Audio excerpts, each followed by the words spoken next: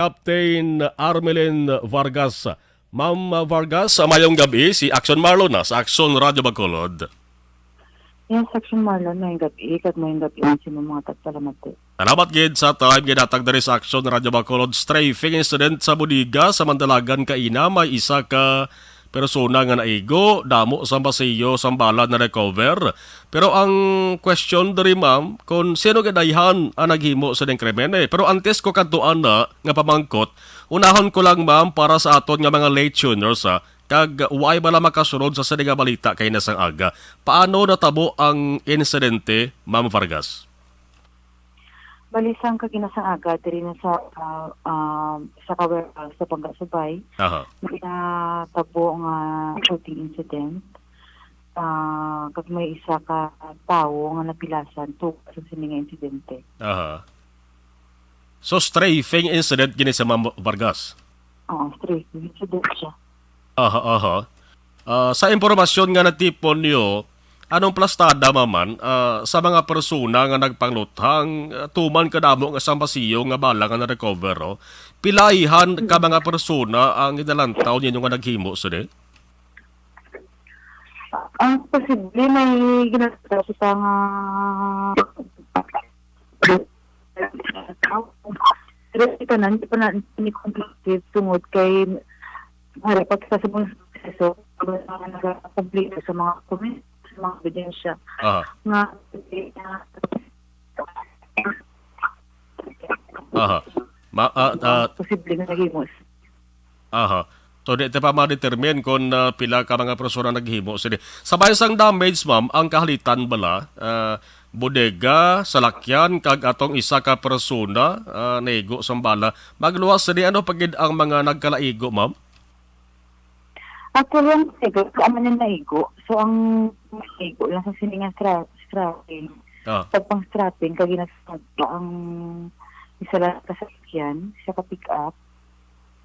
Kaya ang tao, tuwing ara sa buong na-admit sa hospital. Aha. May latest na medical bulletin ka mo, ma'am, kung ano sitwasyon sa naigo to. Subong. According sa doktor, kung ma-share ko sa ating investigator, naman sa stable na condition na victim mo. Aha, aha. Mga pilagid ka ba siyo, ma'am, ang na-recover? Mga 30 plus ged? O ano mo nakadamoon? Ang according sa doktor, ang na-recover nila sa crime scene, ito may pieces of fire cartridge 5.56 mm. Mhm. Mga pila kasahi akong kalibre sa pusil, ma'am, yung gamit sa paglutang based sa recoveries. So based sa natag na sa pagintan sa sa site kaginasang aga. Amo ni ang isang sa isang part sa klase, isang part at ila na identify. Aha. Aha. Anong palanta mo sa ni Ma'am Vargas? May kaakig ang naghimo suni? Gusto lang magpabatsyag o kung may aragid target nga tao? Posible ang pinag-request pati dito sa trajectory sa bullet bala Aha. sa sulod sa salakyan. Aha. Ang pick up ang registration kay long time siya sa investigation pasok ko. Aha. So sa planta gina most probably wala man dito tuyo nga i-harm.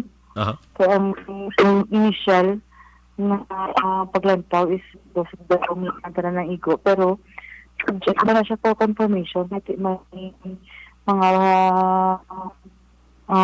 investigation pa nga ikandak ang further pagit. Aha, aha. Ang tagiya sa ning budiga, ma'am, na-istorya nyo na ni? Nakuhaan sa statement.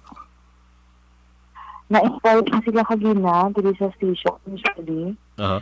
So, yung mga initial naman sila nga sa atong investigador.